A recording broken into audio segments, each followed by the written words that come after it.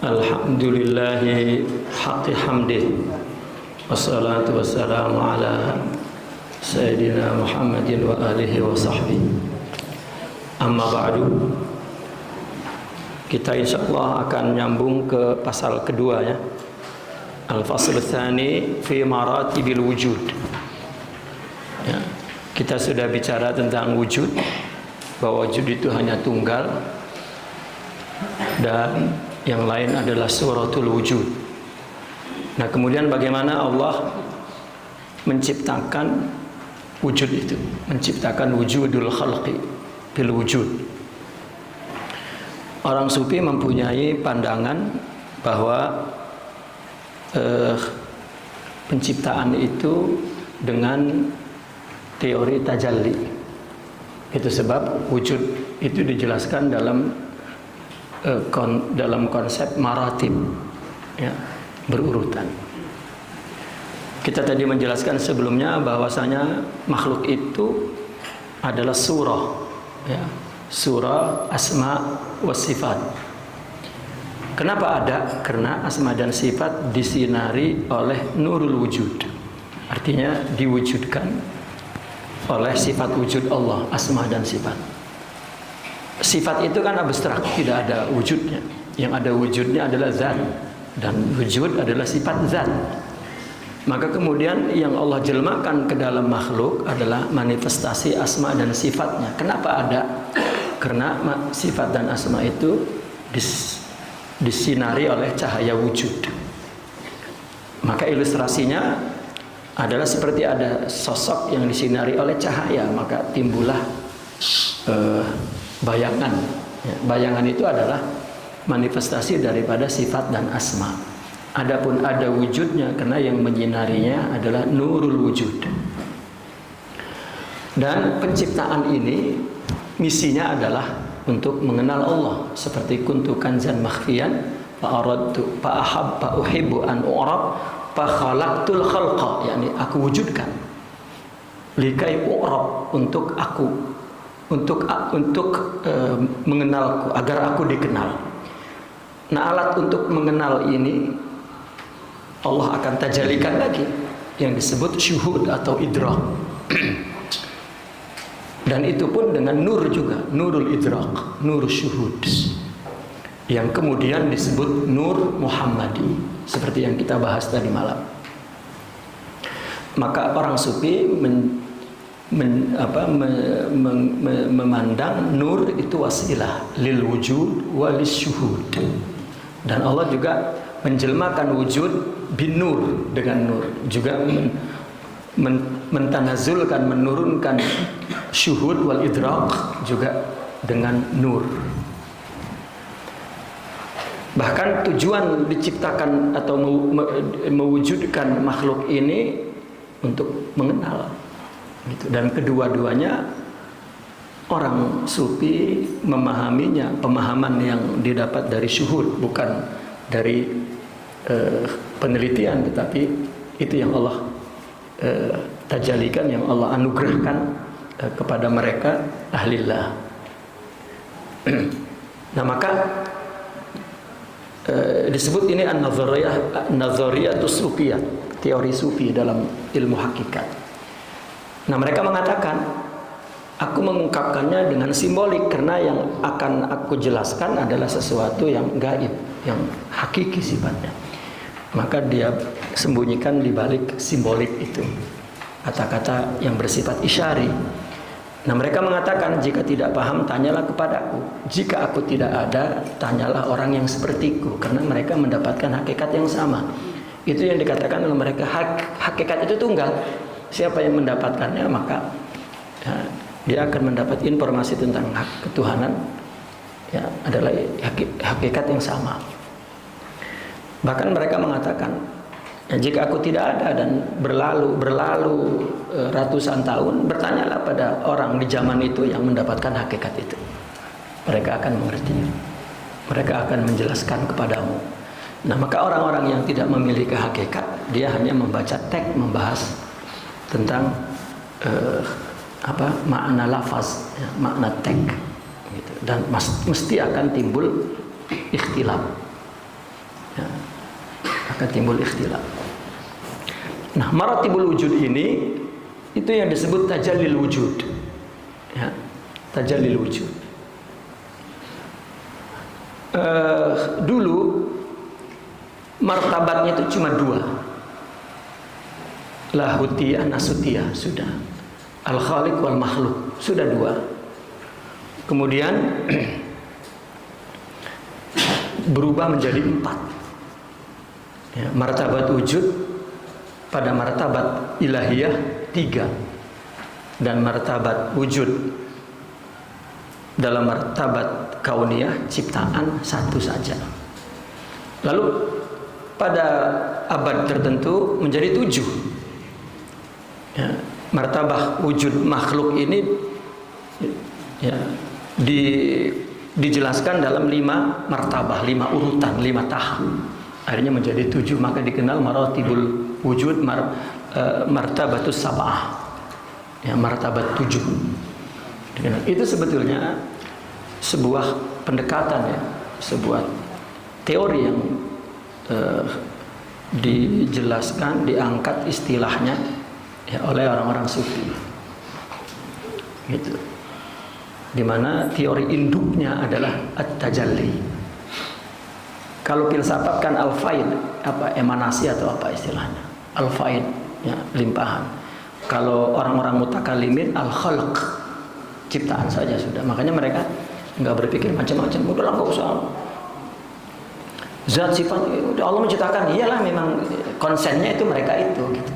Teorinya memang itu yang dibuat oleh ulama. Jadi dia membantah teori, iyalah, ya, karena mereka menggunakan kacamata ini melihat teori lain, ya, nggak ketemu, gitu.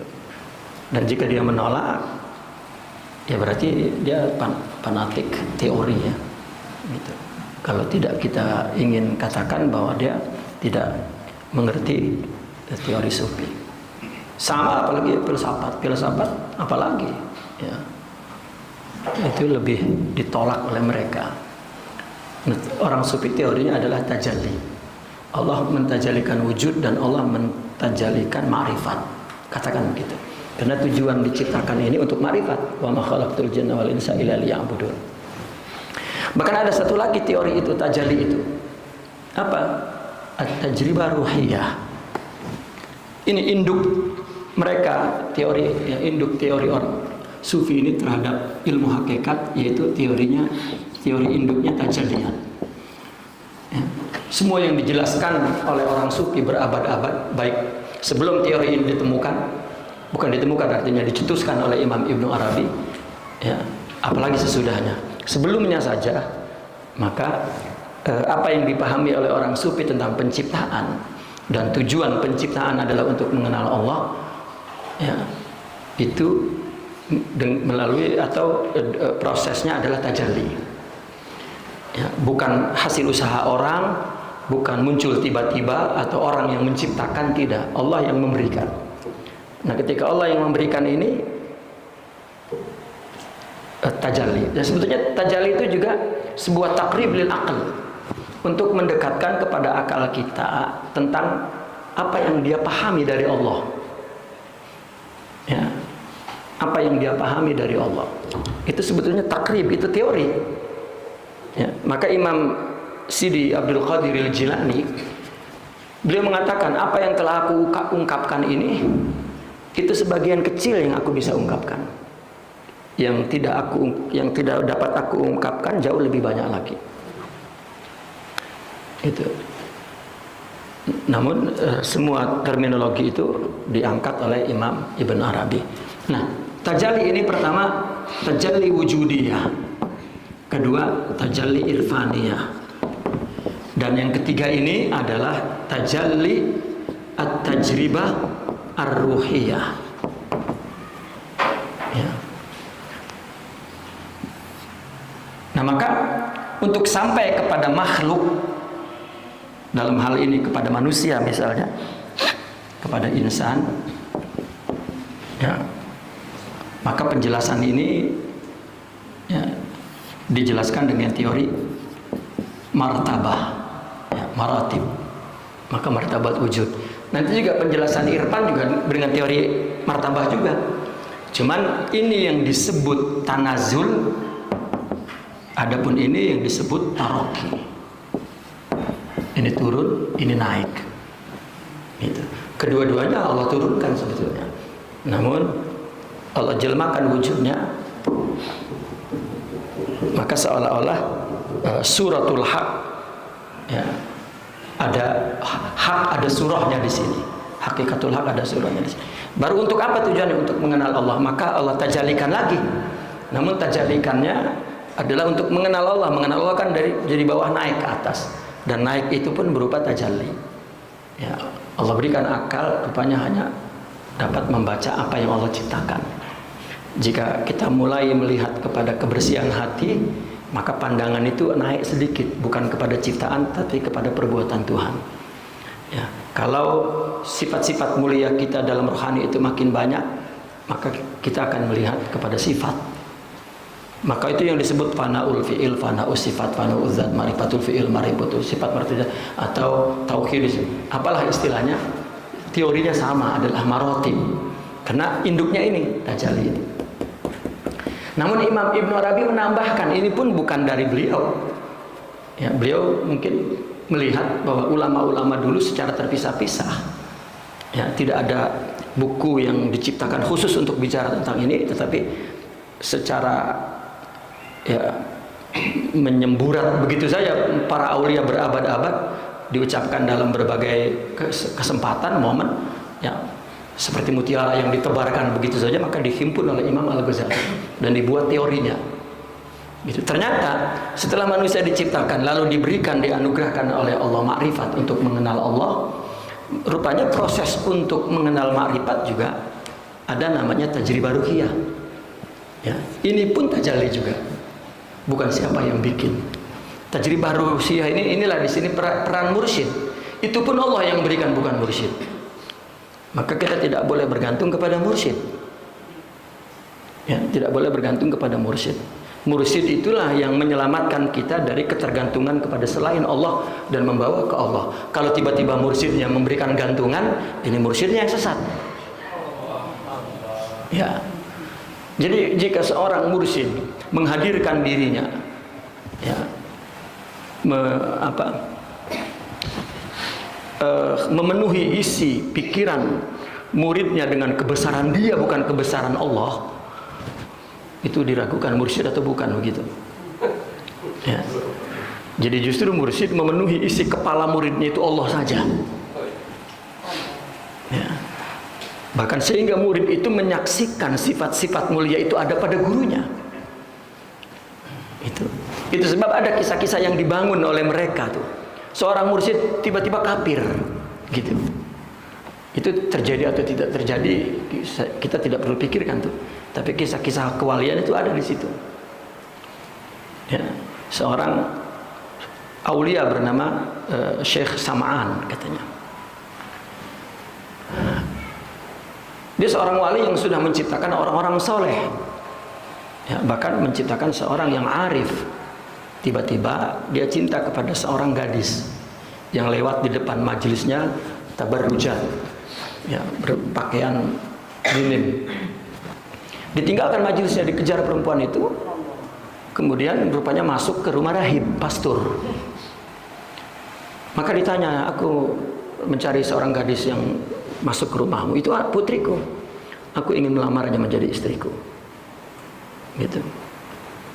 Karena mereka para ahli itu nggak boleh ada di pikiran sesuatu terus, ya, dilakukannya, ditunaikannya. Kalau tidak ya berarti Allah nggak ada takdirnya. Gitu. Kalau ada ya ada. Gitu. Jadi rupanya kata rahib itu putriku, aku ingin melamarmu. Oh tidak boleh, kamu beda agama. Syaratnya mesti dipenuhi apa? Buang imamahmu, buang jubah. Dia buang imamahnya, dia buang jubahmu. Bukan itu maksudku, tanggalkan agamamu. Oke, aku keluar dari Islam. Terkejutlah itu pastor. Ya, seorang yang dikenal arifin, semudah itu karena perempuan. Oh, nanti dulu tidak bisa begitu saja. Kamu harus jadi pengembala dulu. Kambing-kambing itu banyak yang perlu kamu gembala. Dia gembala kambing-kambing itu. Dan dia pergi ke kebun, dia gembala dengan sabar.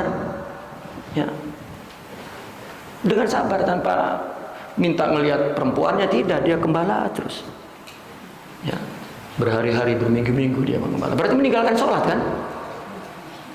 Berita tersebar kemana-mana, muridnya itu sudah separuh itu meninggalkan, bahkan hampir semua meninggalkan. Wah, gak bener ini guru. Ya. Lalu ada muridnya yang terus melapor ke muridnya yang memang sudah soleh dan arif, yang lahir dari didikan dia sudah ma'rifat. Diberitahu, ya Syekh, guru kita seperti ini sekarang. Biar aku datang. Datanglah. Ya. Lalu dia memberikan salam, assalamualaikum ya Syekhi. Gurunya berpaling, ya, memalingkan mukanya, aghrub anni, ana lastu syaikh, katanya. Tinggalkan aku bukan gurumu. Tetap dipegang tangannya dan dicium, ditarik, terus ditariknya, dicium tangannya. Syekhi, uhibbuk, katanya. Wahai guru, aku cinta padamu. Aghrub anni, ana lastu syaikh. La, anta habibi wa sayyidi wa syaikhi. Gitu. Terus saja dia ngomong, apa isi bicaraannya? Engkau yang mengajarkan kepadaku untuk tidak bergantung kepada siapapun selain Allah. Dan engkau yang membawaku untuk sampai kepada Allah. Sekarang engkau pula yang mengajarkanku bahwa betul-betul manusia hatinya di tangan Allah.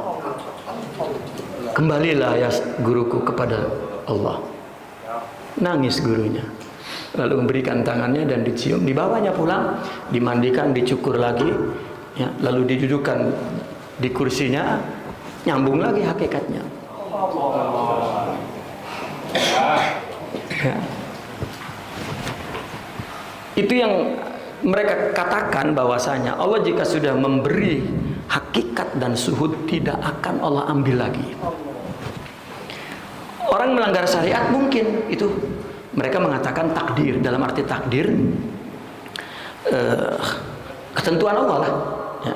Karena Imam Junaidi pun ditanya, hal waliyazni? Naam, berdasarkan takdir Allah. Tetapi mereka kembali kepada Allah. Itu sebab dari tasawuf lah kita diajarkan untuk tidak merendahkan orang yang melakukan maksiat. Karena maksiat Allah syariatkan untuk diampunkan oleh Allah. Ya. Nah, maka tajribah ruqyah ini adalah eksperimen, kalau bahasa ininya mungkin, ya. Percobaan yang dilakukan untuk mencapai tingkat kerohanian. Jadi Allah perintahkan. Nah, perintah yang Allah wajibkan kepada kita itu tajribah ruqyah. Artinya pertama-tama kita sholat, kita tidak bisa sholat, tapi kita terus sholat kita betulkan untuk Allah, nanti baru Allah kasih ma'rifat ini. Ya, Allah kasih ma'rifat ini. Meskipun kata mereka Allah berinya antari qalbi syaikh. Ini tajribah ruqyahnya. Itu pun tajalin, bukan guru sama sekali. Itu. Ya. Nah, maka Allah larang itu juga tajribah ruqyah. Kita mesti coba terus untuk meninggalkan perintah Allah. Ya, dan karena Allah nanti Allah bangun rohaninya. Makanya Nabi mengatakan innama bu'istu liutammim makarimal akhlak. Aku membawa agama ini untuk membangun spiritual manusia, untuk membangun insaniyah, untuk membangun ruhiyah, wilayah, apalah istilahnya. Ya, kenapa? Karena Allah wujudkan untuk mengenal Allah, dan mengenal Allah itu ruh. Jadi ibadah yang Allah perintahkan, yang kita lakukan secara percobaan terus-menerus, itu sebetulnya kita sedang membangun rohani. Dan itulah kebahagiaan abadi. Adapun surga itu visualisasi amal kita saja. Surga itu sudah di sini sebetulnya. Itu sebab mereka mengatakan nahnu fil jannah qabla jannah. Nah, kita ini yang bahaya. Binnar qabla nar. Kenapa di dunia menderita? Padahal semuanya kehendak Allah. Neraka kan? Rupanya begitu divisualisasikan di akhirat, neraka juga. Ya. Dan secara praktis inilah yang mungkin tidak dijelaskan di dalam konteks fikih. Ini bagian tasawuf. Ya. Tajribah ruhiyah inilah kalau Allah uji dengan ujian, itu sebetulnya Allah ingin kita melakukan tajribah ini, percobaan ini. Kalau tidak dapat, maka musibah itu jangan pernah ditolak. Itu pun perintah Allah. Kalau ditolak, maka Allah tidak memberikan apa di belakang musibah itu. Makanya Imam Abdul Qadir itu pernah berdoa, ya Allah, turunkan musibahmu, jangan diangsur, jangan ditaksit, semuanya agar aku mendapatkan anugerah di balik itu semuanya.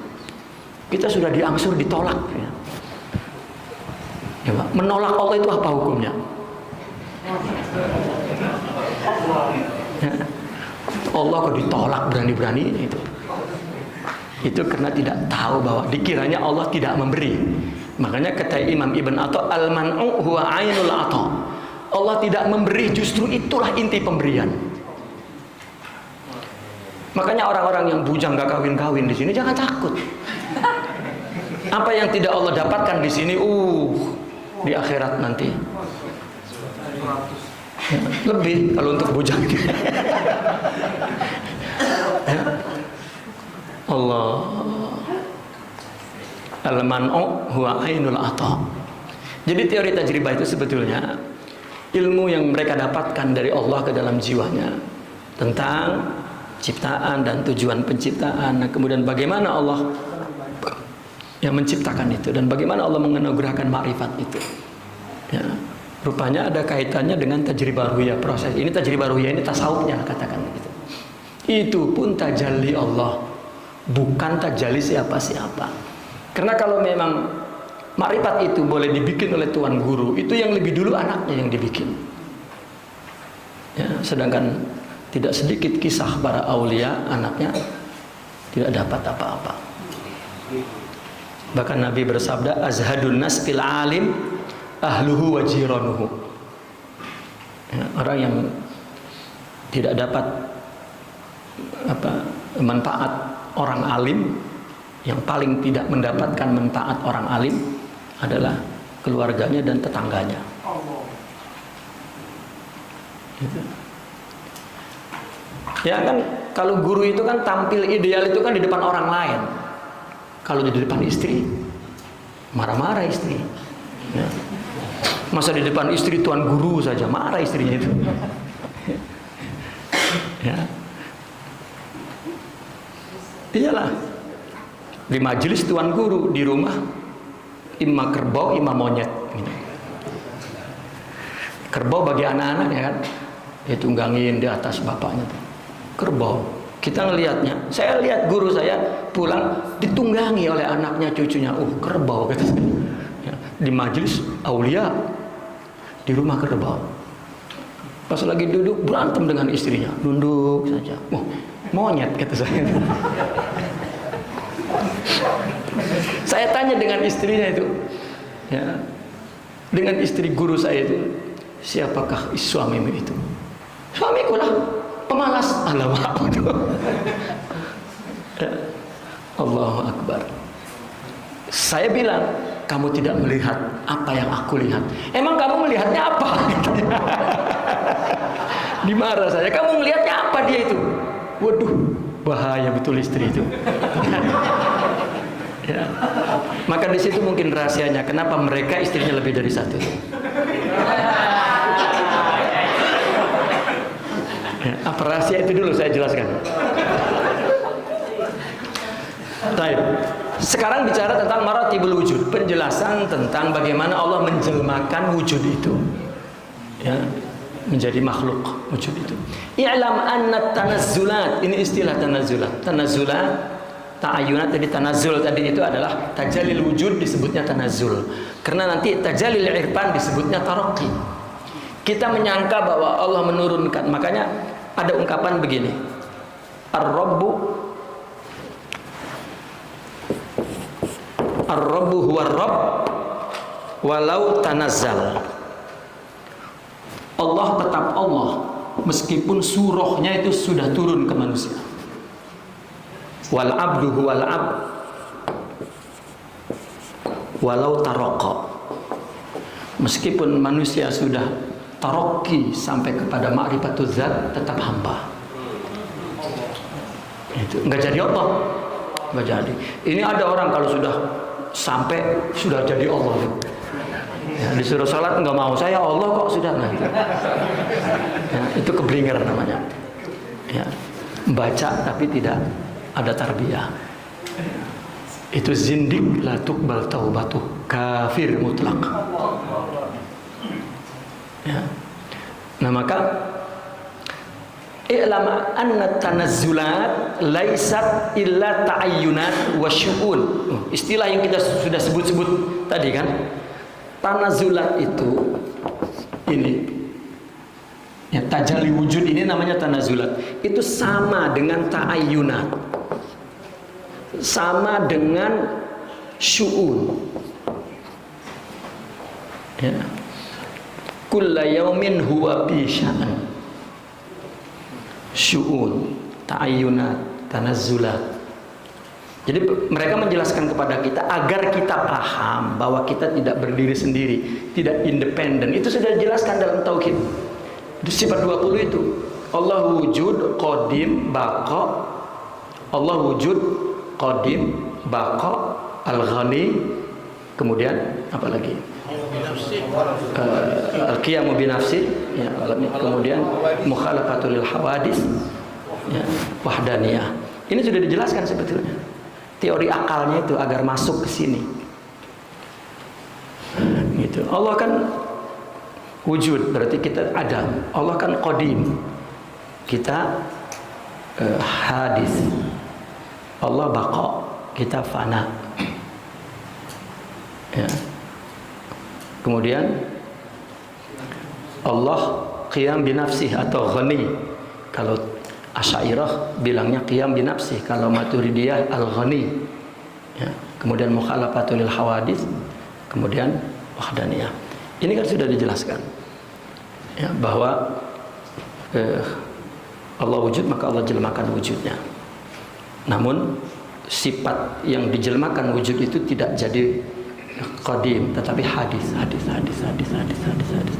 Yang dijelmakannya adalah qadim, tetapi yang menjelmakannya adalah qadim. Sesuatu yang dikandung penjelmaan itu adalah qadim, tetapi kenapa di hadis? Karena hadis itu dijelmakannya sebentar. Itu hadis. Barangnya qadim, tapi dimunculkannya sebentar. Gitu. Yang Imam Ibnu Arabi mengatakan bahwa hidup ini terdiri dari jutaan sekarang. Ya, sekarang. Kita kan hanya hidup sekarang kan. Ya, yang lalu sudah tidak ada, yang akan datang belum ada. Jadi yang ada itu sekarang. Ini yang disebut al-yaum.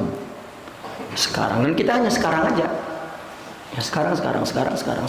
Itu hadisnya. Ya, sebetulnya apa yang dijelmakan adalah hakikatnya, airnya adalah qadim. Itu hadis. Kemudian disebut fana. Ya, Allah baqa, kita fana. Ya karena hadis sifatnya fana. Barangnya barang baqa. Itu. Coba kita bayangkan. Sebelum kita ada di sini disebut kita berada di alam azali. Apa azali sifatnya? Qadim. Tapi ketika yang azali ini diturunkan, ditajalikan, Allah tanazulkan, Allah syu'unkan, ya, menjadi kaun. Kaun wujud sebetulnya. Ya, menjadi wujud atau disebut alam. Alam itu sebetulnya merupakan apa alam itu? Tanda sebetulnya. Alam itu tanda. Tanda wujud, tanda sifat, tanda asma, itu ada tandanya. Ini telinga, itu alam. Ya. Nah, ini ada alamnya di sini, ada kaunnya, ada wujudnya di sini. Ini disebut hadis. Kenapa? Karena turunnya itu daiman yatajaddad, baru terus. Kita ini baru terus, makanya nggak boleh boring. Kenapa boring? Ya. Nah kemudian kalau sudah selesai, kembali ke abadi, disebut apa abadi itu? Baqo, alam baka. Kenapa? Karena si hadis ini panah. Sebetulnya baqo lawan panah, hadis lawan qadim. Padahal yang di sini, yang di sini, yang di sini insan. Fal insan suratul haq. Maka penjelasan ini sebetulnya penjelasan insanud dahr. Jelmaan waktu Tuhan berbentuk insan. Itu. Jadi kita bukan hanya di sini pun nanti kita mungkin saja. Ya. Namun di sini wujudnya adalah wujud ta'ayyunat, a'yan. Nah, selanjutnya tetap menjadi ta'ayyunat. Ya. Itu Imam Abdul Qadir Al-Jilani dalam kitab Sirrul Asrarnya, beliau mampu itu menjelaskan bagaimana keadaan kita di akhirat itu. Ya. Itu yang kemudian dia katakan, ini yang bisa aku ungkapkan, banyak lagi yang aku tidak bisa ungkapkan. Gitu. Nah maka tanazulat itu sama dengan ta'ayyunat. Pengainan ain, mewujudkan hakikat. Ta'ayyunat wa syu'un dan syu'un. Tanazulat hanyalah penjahiran hakikat dan urusan penciptaan. Saya menerjemahkannya begitu karena susah. Terjemahnya apa itu? Apa yang ditanazulkan, dijahirkan hakikat apa? Urusan penciptaan apa? Zat yang tunggal. Kemana? Pisuaril asma'iyah. Ya, jadi dari zat kemudian ke asma dan sifat. Gitu. Seolah-olah seperti ini kesini ini, itu bukan, itu hanya teori saja bahwa endingnya nanti apa yang muncul dalam bentuk makhluk itu adalah manifestasi asma sifat yang diwujudkan oleh sifat wujud. Gitu. Dan sifat wujud itu sendiri memberikan cahaya untuk membuat nama dan sifat Allah itu ada di alam, disebutnya alam khayal atau disebut alam syahadah, alam untuk disaksikan. Yang disebut kaun ada, yang disebut alam tanda atau kholak. Ya, apa kholak itu? Tahmin, tebak aja namanya apa, kan namanya beda-beda. Nah makanya Wali Songo itu dulu menyebut sosok manusia itu jalma. Ya. Jawa jalma, Sunda jalmi. Ya. Padahal itu majla namanya. Maka dulu zaman Wali Songo itu ketika Sunan Ampel mengangkat sultan, musyawarah mereka apa syaratnya untuk berdiri menjadi sultan. Ya, lalu kata Sunan Ampel harus menjadi jalma linuih. Linuih itu sempurna, jalma itu insan. Jadi al-insan yang kamil, yang telah mendapatkan pengetahuan akal dan pengetahuan rohani batin. Nah sejak saat itulah muncul tipe pendidikan model pesantren itu kan di zaman Sunan Ampel. Ya, pada 1430 gitu. Sistem yang memadukan antara taklim dan tarbiyah gitu. Nah itu yang pertama tuh. Sebetulnya tanazul ini adalah ta'ayunat atau su'un, penjahiran. Ya, apa yang dijahirkan? Zat dan ahad, zat yang tunggal, pisuaril asma, dalam format nama dan sifat Allah, nama-nama Allah. Itu. Nah maka awaluha, maka yang pertama penjelasannya dalam bentuk martabah, dalam bentuk tartib. Ini teori tajalli namanya, dalam bentuk tajalli. Yang pertama tajalli zat fi suwaril a'yani sabitah al-ghairil maj'ulah. Yang pertama adalah zat tajalli menjadi apa? Fi sebetulnya di sini maknanya bukan zarfiyah di dalam yang dipilih oleh orang sufi. Fi ini bukan zarfiyah, tapi fi-nya sayrurah. Kalau zarfiyah nanti sudah ada barangnya lalu masuk. Gitu. Nah memang saya melihat juga di ilmu nahwu itu, ketika bicara tentang fi, jarang yang memberikan makna sayrurah. Ya, rata-rata zarfiyah. Ya. Karena memang nahwu itu kan ya, tergantung akidah tergantung teori akidahnya, katakan begitu. Saya seperti membaca nahunya Mu'tazilah itu ada sedikit perbedaan dengan nahunya ahli sunnah. Seperti perbedaan nahu Kufah dengan nahu Basrah. Karena Basrah ahli ilmu, Kufah ahli ibadah. Ahli ibadah aja nahunya berbeda. Rupanya orang sufi juga punya ya, tambahan teori nahu untuk kepentingan ilmunya. Gitu. Sama balaghah juga seperti itu. Nah maka tajalli dzat pi menjadi bentuk suwaril a'yan. A'yan ini hakikat-hakikat yang sabitah, yang berdiri di atas zat.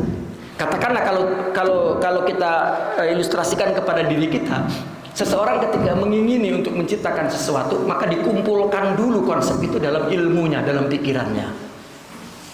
Ini ghairul maj'ulah, ini belum dibikin. Ini baru gambar a'yan, hakikat yang akan dijelmakan ke alam wujud. Maka orang filsafat mengatakan itu alamul dahili, atau dia mengatakan martabatul ilmu Allah. Kalau orang sufi a'yan sabitah, hakikat-hakikat yang masih menetap di atas zatnya, belum diciptakan. Apa namanya? Alamul ma'ani. Karena ma'ani ini kan sesuatu yang abstrak ya. Seperti ide itu kan ma'ani.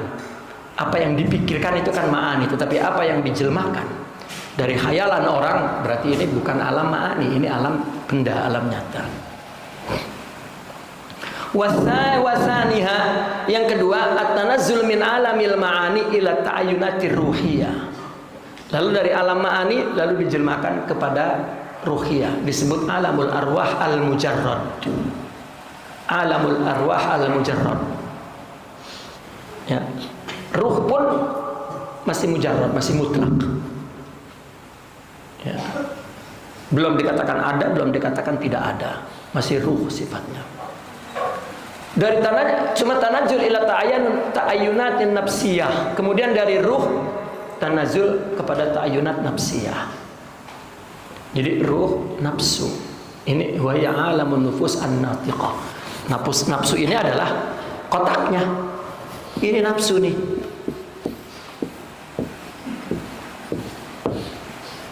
Itu. Ya. Ruh, ada ruhnya. Nah, kemudian warabi'uha at-tanazzulat al-misaliyah, dari nafsiyah kepada al-misaliyah, al-mutajassidah, al-mutasyakkalah, wa hiya alamul misal. Maka dibikin polanya. Itu. Dengan wabistilahil hukama, dalam istilah filsafat, alaman nufus al-muntaba'ah. Alam diri, ya, tapi sudah ada pola. Muntabah itu cetakannya, muntabahnya sudah ada bentuknya seperti ini. Sawwarakum fil arham. Wahya bil haqiqati alamul khayal. Ya, pada hakikatnya itu adalah alam khayal. Ya, artinya alam yang belum menjelma, yang oleh akal tidak dapat dicapai, mungkin akal disebut khayal. Ya. Wa khamisuha at-tanazzul ila alamil ajsam al-maddiyah. Baru semuanya diturunkan kepada alam benda. Wa huwa alamul his, alam yang bisa dilihat. Ya. Ini kalau dilihat tajalli ini ada 5. Ya. Yang 4 itu adalah kauniyah, yang 1 adalah ilahiyah. Gitu. Jadi teori itu teori martabat itu ada 2, ada 4, ada 5, ada 7, bahkan Sidi Abdul Karim Al-Jili menulis kitab judulnya Maratibul Wujud, itu 41 martabah.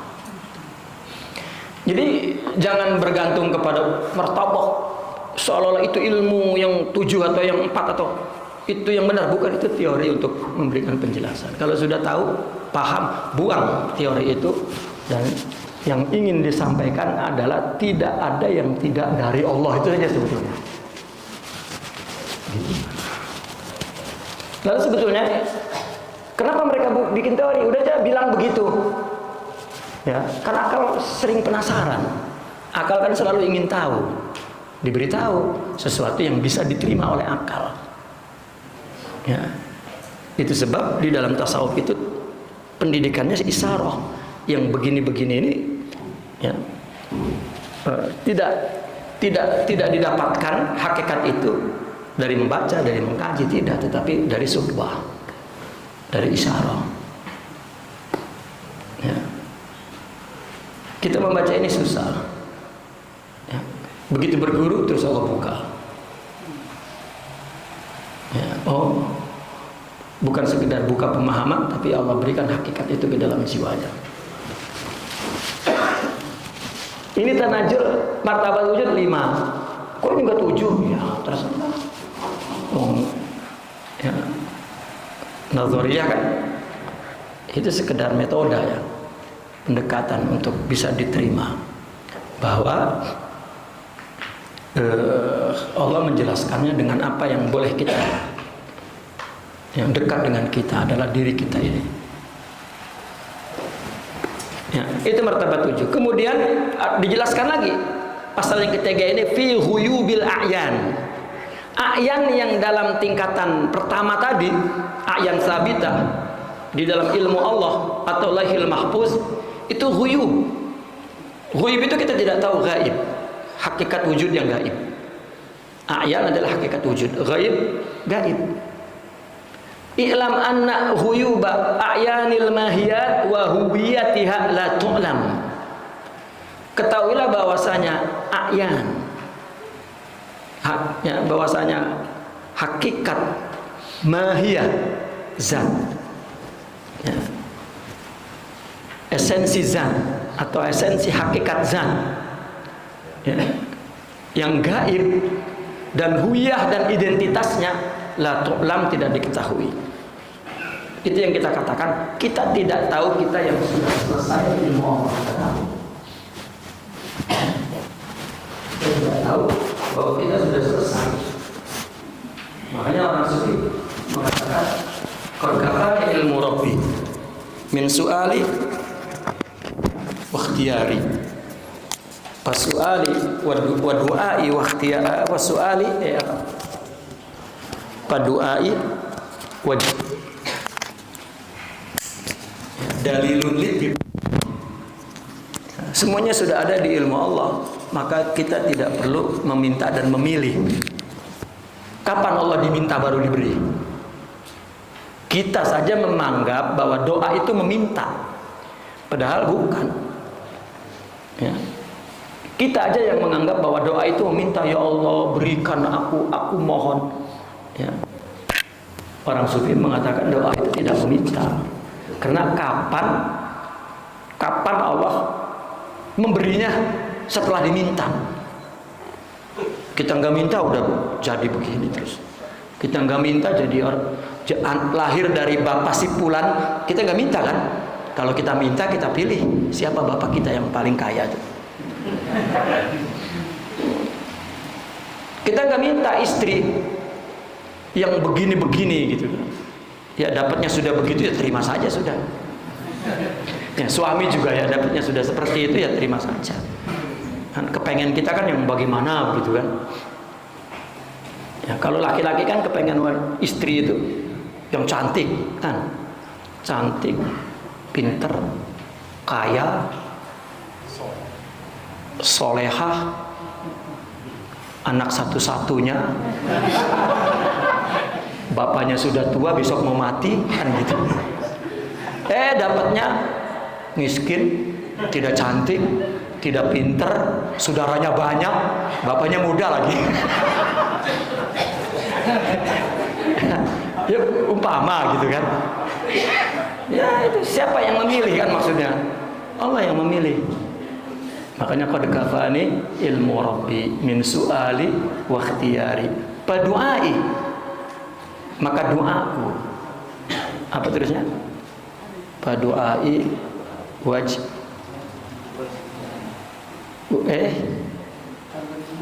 padu'ai apa terusnya? Allahumma shalli ala sayyidina Muhammad. Fadu'ai dalilun li biftiqari. Ya. Kalau aku berdoa itu hanya aku menunjukkan bahwa aku perlu kepadamu. Ya. Coba kalau kita mau pinjam uang dengan orang, apa yang kita tunjukkan? Lemes gitu. Anu bang, sebenarnya ini bang, ini kan banyak sekali tuh ayatnya itu. Ya. Anu ini. Jadi perlu uang bang, kan itu intinya. Apa semua itu yang dilakukan itu? Ya. Itu adalah izharul iftiqar, menunjukkan keperluan. Itu. Baik. Nah maka a'yan kita esensinya dan identitasnya lengkapnya kita diciptakan oleh Allah itu dari A sampai Z, dari awal sampai akhir, la tu'lam, hakikatnya di sana. Jadi kita tunggu sekarang apa yang terjadi, itu yang terbaik, itu yang kita jelaskan. Wa inna ma yu'lam minha, terus yang kita lihat ma dhahara fi nuril wujudi min athari khususiyatiha. Yang kita tahu dari ayan itu apa? Ma dhahara fi nuril wujud min athar. Itu ada ma, ada min. Jadi yang ingin dijelaskan adalah minnya. Itu adalah asar, kesan khususiyah yang zahir dalam bentuk cahaya wujud. Artinya asma dan sifat Allah yang tersimpul dalam kehendaknya, yang sebelumnya ada di ilmunya, Allah zahirkan dalam bentuk wujud karena disinari oleh cahaya wujud itu. Coba kalau kita dapat musibah, Pak, tidak ada perantara wujudnya gimana? Tiba-tiba pak aja ada yang nempelin pipi kita. Ya, menderita Pak, kita nggak betah di dunia. Karena siapa yang mukul kita nggak tahu. Nah kalau ketahuan yang mukul tangan orang kan kita tahu, oh, dan hakikatnya adalah Allah. Gitu. Dan kita juga dapat uang itu dari usaha, dari kerja. Itu sebetulnya izharul iftiqar. Ya. Allah kan kita coba, kita apabila anak lahir, ya, apalagi yang baru pertama tuh punya anak, begitu anaknya lahir, wah, syukran ya Allah, alhamdulillah. Kan kita yang bikin berbulan-bulan, kenapa jadi Allah itu? Ya, secara fitrah kita tidak mengakui bikin orang. Itu ciptaan Allah. Tapi kan ada majlahnya, jelmaannya. Kita yang bikin. Begitu nggak dapat, kita minta, ya Allah, saya nggak punya anak, gitu. Tauhid kan itu. Itu sebab kata orang sufi, jika Allah mau memberi, Allah utus dulu. Ya, jika Allah ingin memberi sesuatu, Allah utus dulu. Sinyalnya itu apa? Hajat, perlu. Jadi kita kalau datang keperluan gembira, berarti Allah memberi. Ini aduh saya punya keperluan. Itu kan utusan Tuhan datang. Bahwa Allah mau memberi. Ya. Karena ketika utusan datang saja tidak disambut dengan baik, maka ketika pemberiannya itu datang, kita tidak dapat syukuri. Kita tidak kembalikan ke Allah. Manusia coba berdoa, berusaha, menangis-nangis, mohon-mohon, begitu udah dapat, saya yang berusaha, nah ini manusia.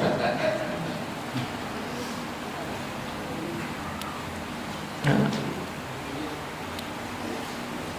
Jadi mereka memandang kalau kita sedang dililit keperluan, itu berarti berita pemberian akan datang.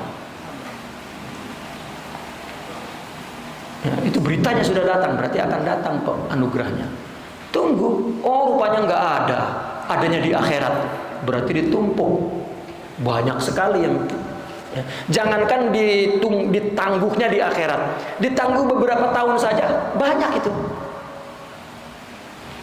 Banyak kan orang meminta sekarang, ya Allah sekarang, ya Allah 10 juta saja ya Allah.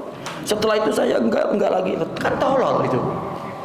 Kenapa cuma 10 juta Allah? Banyak sekali punyanya, tidak terbatas. Terus ngomongnya setelah itu enggak lagi, kan makin tolol lagi tuh.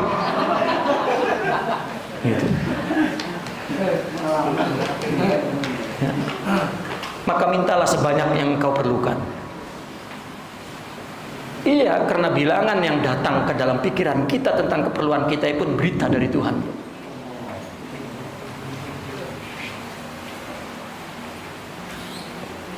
Rupanya enggak Allah kabulkan, 10 tahun kemudian baru dikabulkan. Apa kata kita? Untung sekarang dikabulkannya. Kalau waktu itu aku sedang gila-gilanya, enggak ada manfaatnya itu. Ya. Itu manusia mengerti baru kemudian. Itu pun waktu itu aja, setelah itu lupa lagi.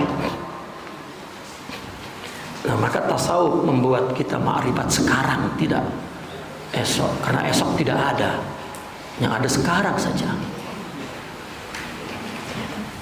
Maka itu sebab orang sufi mengatakan, jika engkau berpikir esok, berarti engkau lalai sekarang dengan Allah. Coba habis kesekarangan kita itu diisi dengan pikiran tentang esok, kan itu membuang-buang waktu.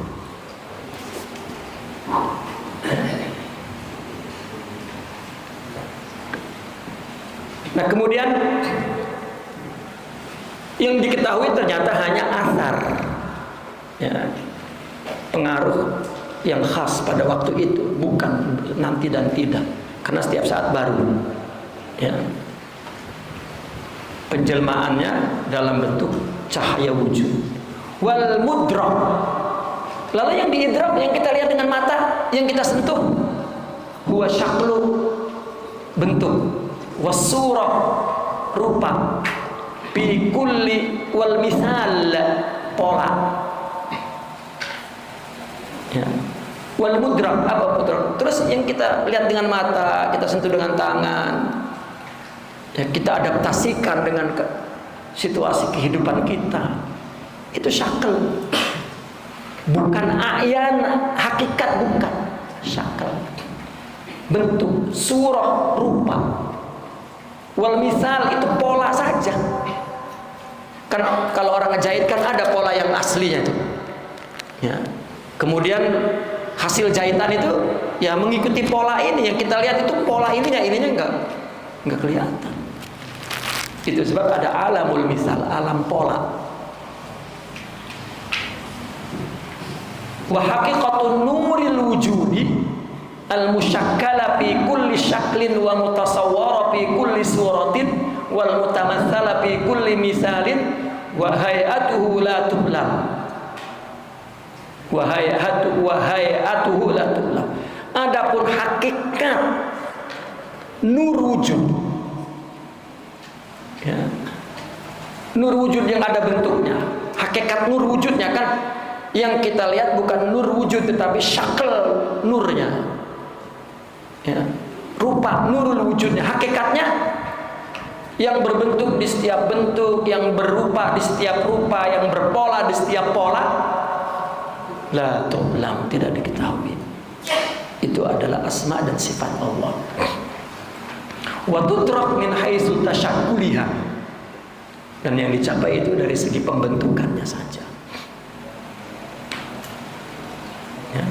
Fal ilmu biha, lalu mengetahui haknya ini kepada a'yan, mengetahui a'yan mahiyah, hakikat, esensi hakikat zat itu, min haitsu hiya, dari segi dianya, dari segi a'yan itu sendiri, hiya jahlun biha, itu tidak tahu kepada hakikat itu, sama sekali tidak tahu. Li'annaha bihaq bihaqiqatiha taqtadi an tujhal wa la tu'lam. Karena hakikat itu ya hakikat zat, hakikat a'yan itu adalah sebuah ketidaktahuan tentangnya. Izlau ulimat lam dobat. Kalau diketahui, seandainya bisa diketahui, niscaya dapat menjadi disiplin ilmu. Ya, Tuhan itu nggak ada. Ya, ruh itu tidak ada. Ya.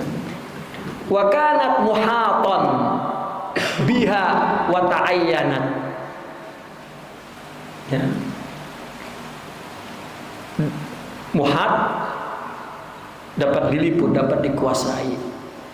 Wa ta'ayyana dan dapat dideteksi, terdetek jadinya. Ya. Wa hiya tetapi a'yan sabitah itu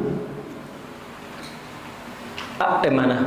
Wahia dan asar khususiat itu artinya alam adalah hiya, adalah hakikat atau a'yan mahiyah min haitsu hiya ghaibun abadan la tu'lam bita'ayyun.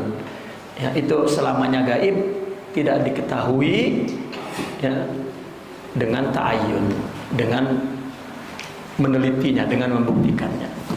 Tidak. Apa ada cara meneliti, menyelusuri hakikat kita ke alam akhirat? Ada jalannya? Tidak ada. Tidak ada. Itu sebab para aulia ketika dikasapkan tentang sesuatu, dia menolak. Misalnya tiba-tiba seorang wali dikasapkan tentang seseorang, ya, apa yang ada dalam hatinya, dalam pikirannya, apa yang akan dia lakukan, tiba-tiba diketahui, sedih mereka.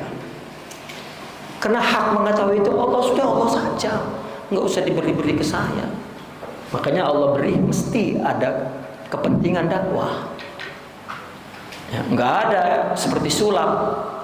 Makanya seorang wali tahu itu bukan apa yang diteliti, apa yang tidak bisa diteliti. Bahkan mereka para aulia ketika dia melihat seseorang dan Allah kasapkan, dia akan merah mukanya dan menunduk, malu, karena merasa tidak berhak untuk mengetahui apa yang Allah ketahui, itu sir rahasia. Ya, bukan melihat hati orang atau lah, ya, itu mudda'i kadzdzab, ya, pengaku yang dusta.